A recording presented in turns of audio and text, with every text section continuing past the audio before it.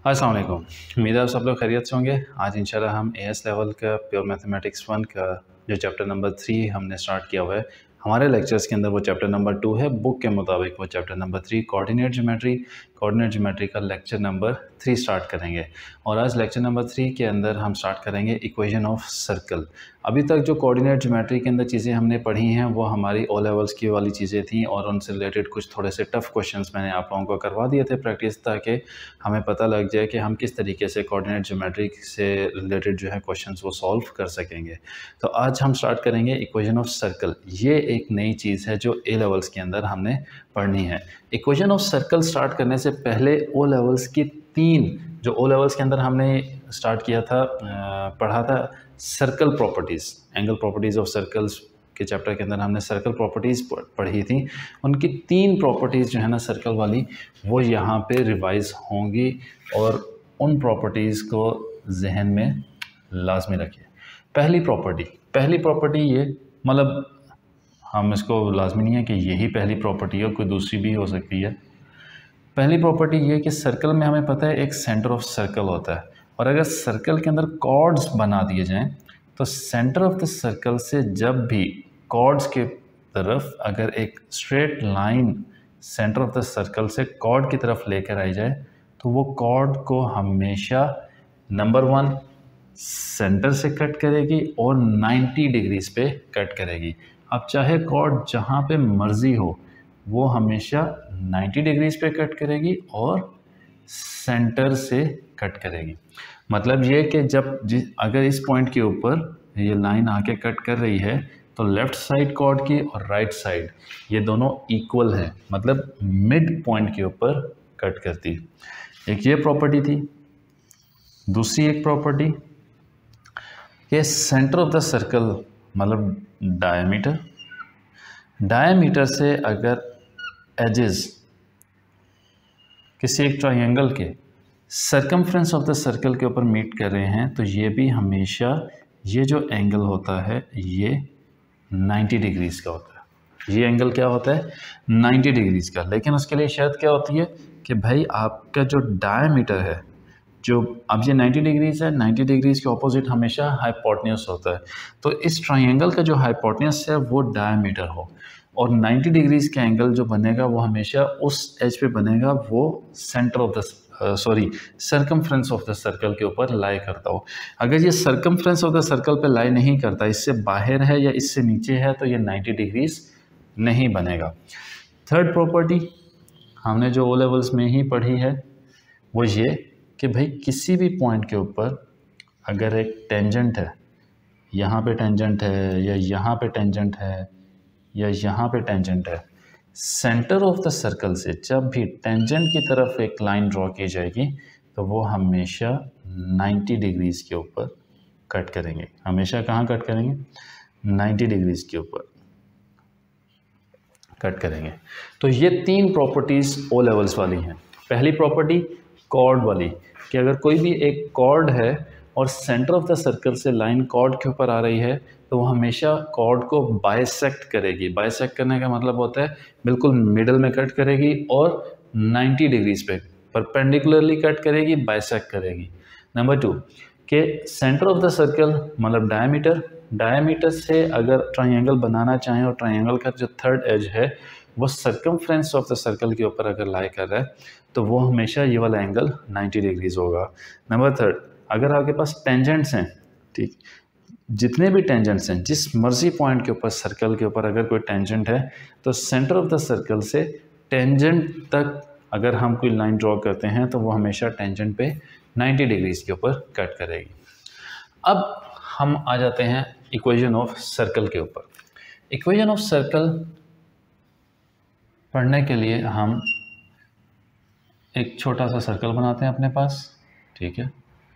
वैसे ही ग्रिड बनाना ज़रूरी नहीं भी थी, लेकिन मैंने कहा ग्रिड बनाते हैं। हमारे पास सर्कल के अंदर 2 चीज़ें ज़रूरी, एक है centre of the circle. Centre of the circle के जो कोऑर्डिनेट्स होंगे हम इसको कहेंगे ए एंड बी। ये क्या है? Centre of the circle. और एक है हमारे पास पॉइंट पी। पॉइंट पी के कोऑर्डिनेट्स को हमने क्या दिया? एक्स और y।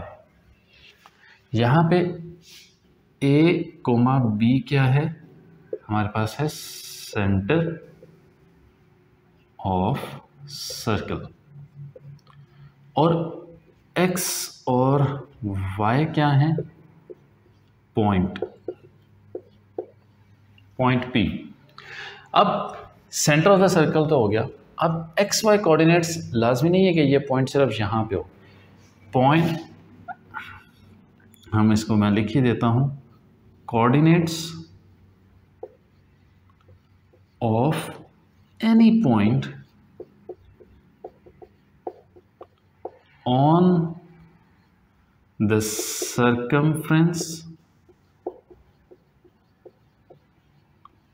of circle। coordinates of any point on the circumference of the circle। ये पॉइंट भी यहाँ भी हो सकता है, यहाँ भी हो सकता है, यहाँ भी, सर्कल के किसी भी सर्कमफ्रेंस के ऊपर हो सकता है। तो सेंटर ऑफ द सर्कल से लेके सर्कमफ्रेंस तक का जो डिस्टेंस होता है उसको हम क्या कहते हैं, आर, रेडियस बेसिकली। तो आर हमारे पास क्या है, रेडियस। ठीक, अब इक्वेशन ऑफ सर्कल, जिससे हमारे पास इक्वेशन ऑफ स्ट्रेट लाइन थी ना, y = mx + c, एक फॉर्मेट था हमारे पास। इसी तरह इक्वेशन ऑफ सर्कल का भी हमारे पास एक फॉर्मेट है। वो क्या है, वो है x - a whole square plus y - b whole square equals r square. x - a whole square plus y - b whole square equals r square. ये है हमारे पास फॉर्मेट इक्वेशन ऑफ सर्कल का।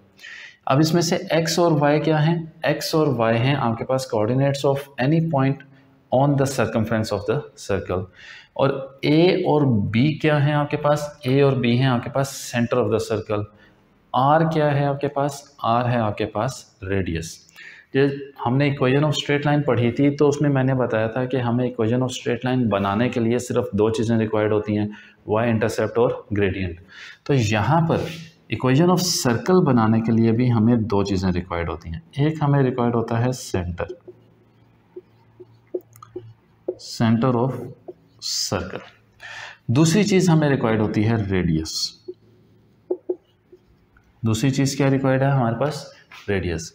अगर हमारे पास सेंटर ऑफ सर्कल और हमारे पास रेडियस गिवन है तो हम इक्वेशन ऑफ सर्कल बना सकते हैं। एक एग्जांपल करते हैं।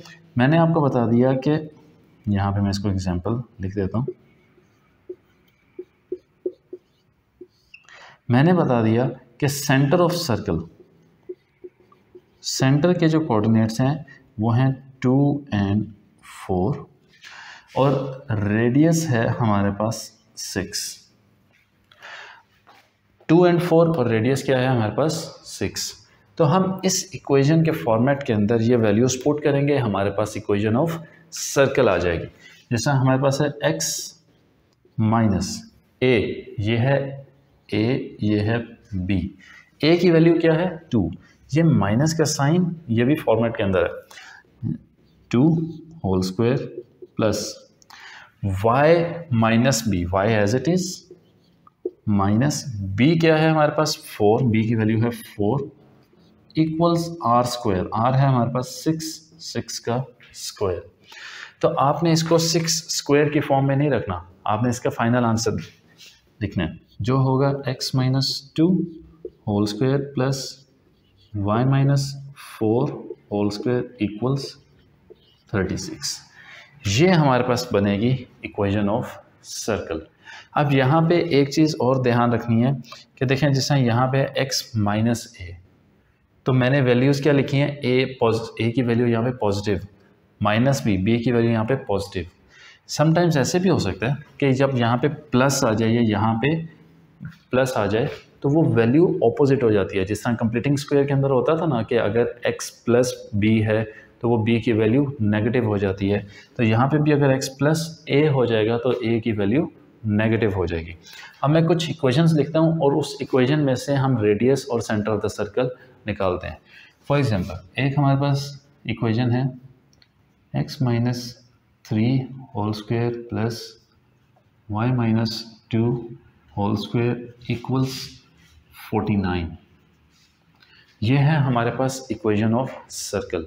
इक्वेशन ऑफ सर्कल में से 3 और 2 ये हमारे पास कोऑर्डिनेट्स हैं किसके, सेंटर के। इक्वेशन ऑफ द सर्कल देख के अगर आप सेंटर फाइंड करना चाह रहे हैं, सेंटर के कोऑर्डिनेट्स, तो आ जाते हैं हमारे पास 3 एंड 2।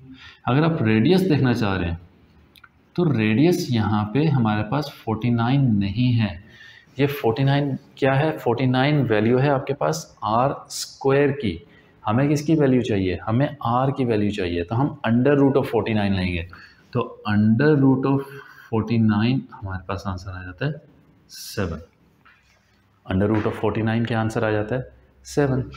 इसी तरह अगर एक और हमारे पास इक्वेशन है जिसमें है x plus 4 whole square plus y minus 3 whole square equals 25, y minus 3 equals 25।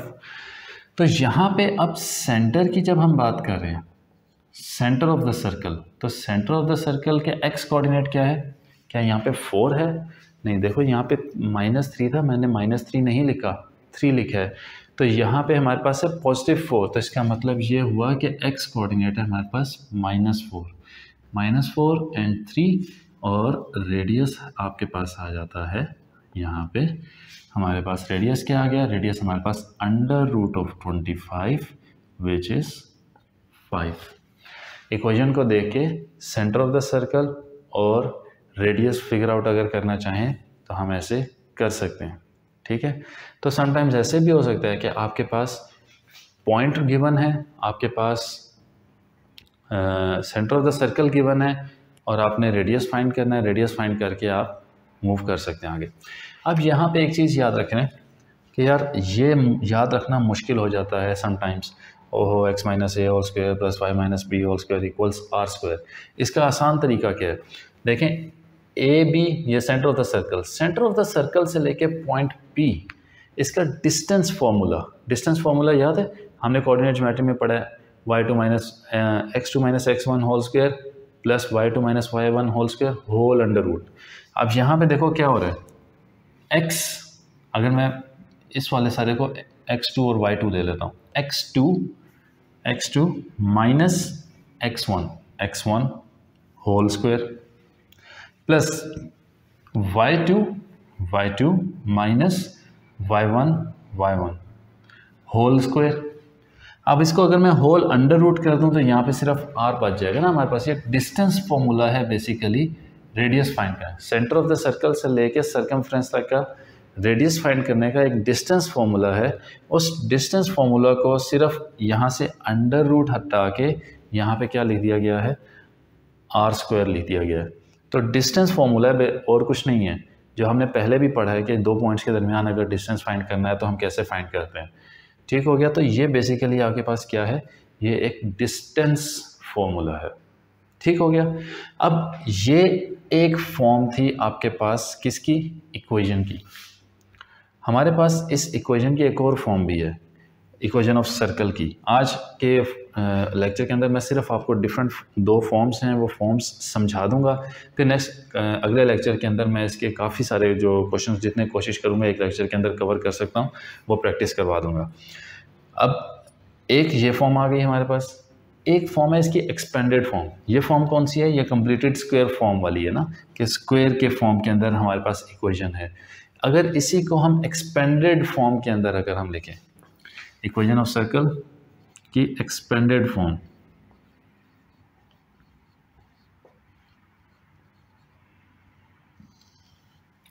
Equation of circle की एक्सपेंडेड फॉर्म जब हम इसको एक्सपेंड किया और सारों को सिंप्लीफाई किया ना, तो हमारे पास आंसर आ जाता है Y square X square plus Y square plus 2gx plus 2fy plus c equals 0। X square plus Y square plus 2gx plus 2fy plus c equals 0, ये भी एक फॉर्म है। अब समटाइम्स आपको क्वेश्चन इस फॉर्म के अंदर भी गिवन हो सकता है, समटाइम आपको इक्वेशन ऑफ द सर्कल इस फॉर्म में भी गिवन हो सकती है। अभी ये देखने में मुश्किल लग रही है लेकिन इंतहाई आसान है। यहाँ से अगर इस फॉर्म के अंदर इक्वेशन गिवन है तो यहाँ से अगर आप सेंटर ऑफ सर्कल फाइंड करना चाहें तो वो बनता है आपके पास -g - f। फिगर आउट करते हैं कैसे हम -g इस फॉर्म में से -g और -f निकालेंगे। और इसके बाद रेडियस की अगर बात की जाए तो रेडियस हमारे पास बनता है √of g² plus f² minus c।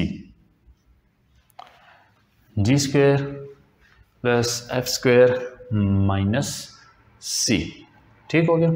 तो हमारे पास रेडियस की ये वैल्यू आ जाती है और हमारे पास यहाँ पे सेंटर ऑफ द सर्कल की वैल्यू आ जाती है -g - f। ठीक हो गया। अब देखें यहाँ पे हमारे पास एक इक्वेशन मैं लिखता हूँ यहाँ पे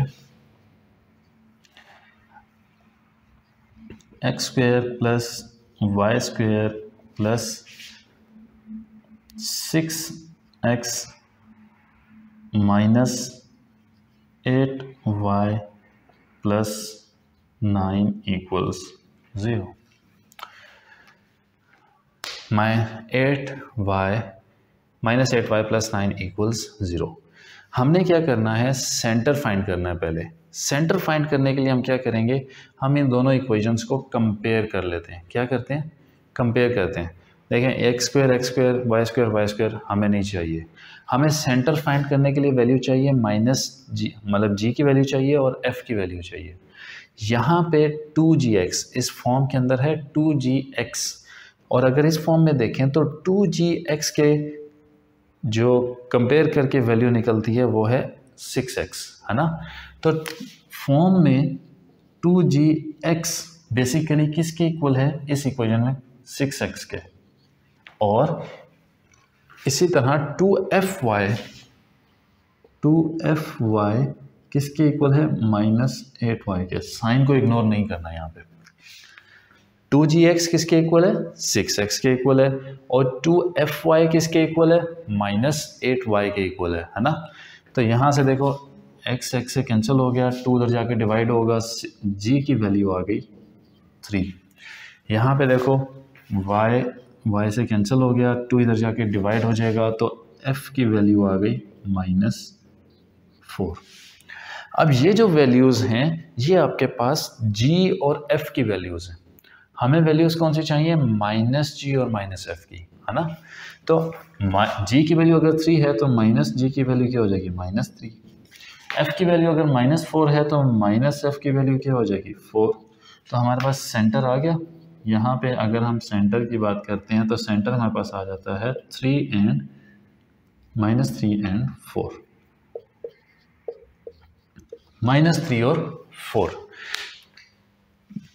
मुश्किल है नहीं है ना, मुश्किल आसान है कि हमने सिर्फ इक्वेशन को थोड़ा रीअरेंज करना है। अगर इस फॉर्म के अंदर नहीं भी गिवन, रीअरेंज किया, रीअरेंज करने के बाद हमें पता लग गया कि यहाँ पे अच्छा 2gx जो है वो बेसिकली 6x के इक्वल था और 2fy जो है वो -8y के इक्वल था। तो हमने इक्वेट किया, इक्वेट करके हमारे पास सेंटर आ गया।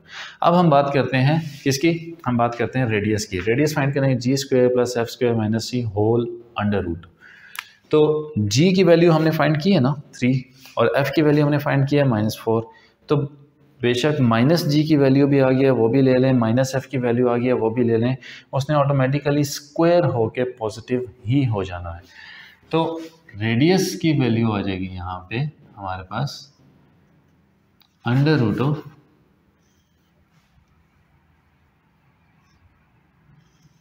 रेडियस की वैल्यू आ जाएगी हमारे पास g² क्या है हमारे पास, g² है, g है हमारे पास 3, तो 3 का स्क्वायर प्लस f की वैल्यू क्या है -4, सो -4 का स्क्वायर माइनस c क्या है, c की वैल्यू है यहाँ पे हमारे पास 9, -9। तो ये हमारे पास बनता है √of 3 का स्क्वायर होता है 9 प्लस -4 का स्क्वायर 16 -9, तो √of 16 विच इज़ 4। रेडियस आ गया हमारे पास 4। रेडियस की वैल्यू क्या आ गई हमारे पास 4। ठीक हो गया कि किस तरह हमारे पास अगर इस फॉर्म के अंदर इक्वेशन है, उसके अंदर से भी अगर हमने फिगर आउट करना है कि हम सेंटर कैसे निकालें या उसमें से हम वैल्यू कैसे निकालें रेडियस की, तो हम वो भी तरीका हमने देख लिया। अब ये चीज़ जब आप प्रैक्टिस कर लें, आपको ये पता लग जाए, तो एक आसान एक डायरेक्ट शॉर्टकट भी बता देता हूँ। वो क्या होता है कि बेसिकली जो भी x का कोफिशिएंट है उसको आप -2 से डिवाइड कर दें। इस तरह यहाँ पे अब मैं इस साइड के ऊपर करता हूँ। देखें हमारे पास x का कोफिशिएंट क्या था 6। हमारे पास एक था 6x और एक था -8y। हमें यहाँ से ये दो वैल्यूज़ थी 6x और -8y। वहाँ से हमारे पास निकल रहा था सेंटर ऑफ द सर्कल। तो सेंटर ऑफ द सर्कल निकालने के लिए हम क्या कर सकते हैं, डायरेक्ट शॉर्टकट क्या है, इनके जो कोफिशिएंट्स हैं, यहाँ पे इसका कोफिशिएंट क्या है हमारे पास 6, यहाँ कोफिशिएंट क्या है -8।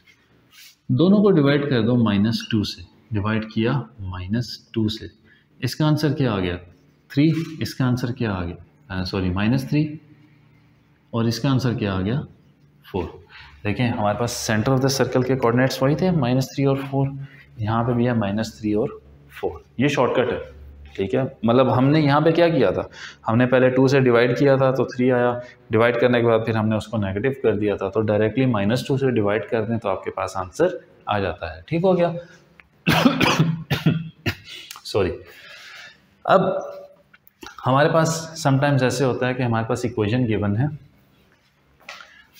इक्वेशन गिवन है हमारे पास x² प्लस मैं उसको 10x minus y² plus y² plus, या हाँ चलो प्लस ही रख लेते हैं, प्लस 12y माइनस 3 इक्वल्स 0। अब वो ये कह रहे हैं कि इस इक्वेशन को लिखो किस फॉर्म में, write in the form x minus a whole square plus y minus b whole square equals r²। इस फॉर्म के अंदर लिखें। तो हम इस इक्वेशन को इस फॉर्म के अंदर कैसे लिखें, आपके पास जब इक्वेशन है तो इक्वेशन में से आप दोनों चीज़ें निकाल लें। कौन कौन सी दो चीज़ें, एक आप निकाल लें centre of the circle, centre निकाल लें, और एक आप निकाल लें रेडियस। जब आपने सेंटर भी निकाल लिया और आपने रेडियस भी निकाल लिया तो आपके लिए बड़ा आसान हो जाएगा, आप उसको इस फॉर्म के अंदर लिखना चाहें अगर तो। ठीक है, अब सेंटर निकालते हैं, डायरेक्ट मेथड करते हैं। x का कोफिशिएंट क्या है 10, तो 10 डिवाइड बाय -2 आंसर क्या आ जाता है -5 सेंटर के लिए। और उसके बाद हमारे पास 12, y का कोफिशिएंट क्या है 12, सो 12 डिवाइड बाय -2 आंसर आ जाएगा आपके पास -6। तो सेंटर के कोऑर्डिनेट्स आ गए -5 और -6।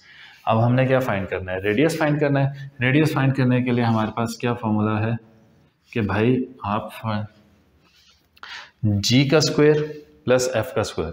अब ये जो वैल्यूज़ हैं -g और -f के हैं ना, तो यही वैल्यू सेंटर निकाल दिया, इसी को पुट करें, स्क्वायर होकर इन्होंने पॉजिटिव ही हो जाना है। 5 का स्क्वायर आता है आपके पास 25 प्लस 6 -6 का स्क्वायर। चलो मैं लिख देता हूँ ताकि कोई कन्फ्यूजन ना रह जाए किसी को। -5 का स्क्वायर प्लस -6 का स्क्वायर -3 तो ये हो गया √25 प्लस 36 -3 आंसर आ जाता है √25 प्लस 36 -3। हमारे पास कितना बन जाता है 35 प्लस 25 कितना होता है 40 60 61, और 61 में से अगर हम 3 माइनस कर दें तो हमारे पास आंसर आ जाता है 58 √58। ये हमारे पास क्या है रेडियस। समटाइम्स आपके पास अगर अंडर रूट की फॉर्म के अंदर आ रहा है, परफेक्ट स्क्वायर नहीं है ना, तो उसको रहने दें इसी फॉर्म के अंदर। आगे जाके हमारे लिए आसानी ही होगी, मुश्किल नहीं होगी। कैसे? अब हमने इसको इस फॉर्म के अंदर लिखना है ना, हमारे पास वैल्यूज़ हैं, किस किस की वैल्यूज़ हैं, सेंटर ऑफ द सर्कल की वैल्यूज़ भी हैं और रेडियस की वैल्यू भी है। और हमें इक्वेशन ऑफ द सर्कल बनाने के लिए कौन सी दो चीज़ें रिक्वायर्ड हैं, सेंटर ऑफ द सर्कल चाहिए और रेडियस चाहिए। तो यहाँ पे हमने इक्वेशन का फॉर्म लिखिए x minus A whole square plus y minus B whole square equals R square, this is R. A की जगह हम ए की वैल्यू पुट करते हैं, रेडियस जो हमारे पास सेंटर ऑफ द सर्कल है, so x minus 5 whole square plus y minus 6 whole square equals, अब रेडियस की वैल्यू क्या है, अंडर रूट ऑफ 58, तो ये हमारे पास आ जाता है अंडर रूट ऑफ 58 का स्क्वायर, अंडर रूट ऑफ 58 का स्क्वायर। अब x minus 5 x plus 5 whole square plus y minus 6 y plus 6 whole square equals under root of 58 का स्क्वायर 58। हमारे पास आंसर आ गया, हमने इक्वेशन बना ली उस फॉर्म के अंदर। ठीक हो गया, इंतहाई आसान टॉपिक है ये वाला। इसके थोड़े से क्वेश्चंस हैं, थोड़ा कंफ्यूज करते होते हैं, लेकिन चूंकि अभी हम नेक्स्ट लेक्चर के अंदर इसके क्वेश्चंस ही प्रैक्टिस करेंगे, 3-4 क्वेश्चन मेरा टारगेट है, मैं डिफरेंट क्वेश्चंस को प्रैक्टिस करवा दूं। सिर्फ आपने इसमें चीज़ याद क्या रखनी है, याद रखने वाली चीज़ क्या है भाई, डिस्टेंस का फॉर्मूला है और कोई नई चीज़ नहीं है। इक्वेशन ऑफ सर्कल के अंदर हमें दो ही चीज़ें चाहिए होती हैं, जिस तरह हमें y equals to mx plus c के अंदर इक्वेशन ऑफ स्ट्रेट लाइन के अंदर दो चीज़ें चाहिए होती थी, ग्रेडियंट चाहिए होता था और y इंटरसेप्ट चाहिए होता था। तो इक्वेशन ऑफ सर्कल के अंदर हमें सिर्फ दो चीज़ें चाहिए इक्वेशन ऑफ द सर्कल बनाने के लिए। वो कौन कौन सी दो चीज़ें हैं, सेंटर ऑफ द सर्कल चाहिए और हमें रेडियस चाहिए। अगर ये दोनों चीज़ें हमारे पास मौजूद हैं तो हम अब आसानी इक्वेशन ऑफ सर्कल बना सकते हैं ये वाला फॉर्मेट यूज़ करके। ठीक हो गया, और ये फॉर्मेट जो है ये कोई नई चीज़ नहीं है, ये बेसिकली डिस्टेंस का फॉर्मूला है। ये सेंटर ऑफ द सर्कल से लेके कोई भी एक पॉइंट जो कि सर्कमफ्रेंस के ऊपर लाई कर रहा है, इन दोनों का डिस्टेंस का फॉर्मूला आपके पास इक्वेशन ऑफ सर्कल रिप्रेजेंट करता है। ठीक हो गया, तो आज के लेक्चर में मुझे दें इजाज़त, अगले लेक्चर के अंदर होती है मुलाकात। अल्लाह हाफिज़।